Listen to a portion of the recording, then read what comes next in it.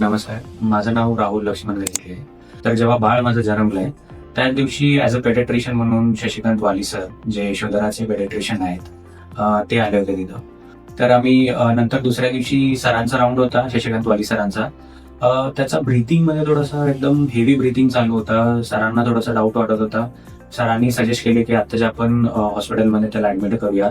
तर आम्ही त्यांच्या मार्गदर्शनाखाली आम्ही लगेच यशोधरा हॉस्पिटलमध्ये त्याला NICU मध्ये ऍडमिट केलो. तो त्याच्या पोटात रक्त साचून साचून त्याला आतमध्ये इन्फेक्शन सुद्धा झाले होते.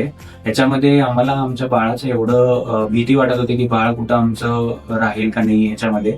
बट ऍज पर द वाले सरांचा जो ट्रीटमेंट होता, लाईन ऑफ ट्रीटमेंट होता, तो एकदम एक्सलंट होता. त्यांनी 6 दिवसात त्याचा INR जो होता 7.5चा ते त्यांनी पूर्ण डिरेंज केलं आणि एकदम त्याला स्टेबल केले. एका दिवशी रात्री त्याला एकदमच अचानक ताप आलेला होता.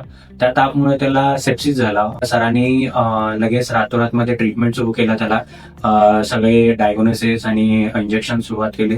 त्याच्यामुळे बाळ ऍट दॅट मोमेंट मध्ये स्टेबल झालंय. आणि त्याच्या हृदयाला काही प्रॉब्लेम होत आहे का ह्याच्यासाठी आम्ही होल्डर मशीन लावले होते 3 दिवस, की ते कंटिन्युअसली 72 तासासाठी कंटिन्युअसली 1-1 सेकंडसाठी ते बघत असतात.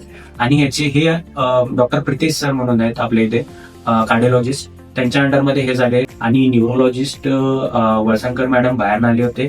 तेही त्याचे एक्झामिनेशन केले ऍज पर ब्रेन आणि त्याचे हातापाय वगैरे मुवमेंट. क्लिनिकली तो व्यवस्थित होता, कारण की ऑन टाइम आपण ट्रीटमेंट केल्यामुळे. आणि जे आतापर्यंत जे घडत होतं, मला शशिकांत वाली सरांकडनं सगळं माहिती मिळत होतं. आणि मोस्ट फ्रेंडली स्टाफ आहे. आणि जे काही ब्रदर सिस्टर आहेत ते इतके व्यवस्थित बघतात बाळांना की स्वतःच्या घरातले बाळ आहेत असं मानून ते चालतात. कधीही बाळाला त्रास झाला म्हणून आम्हाला हे करत नाही.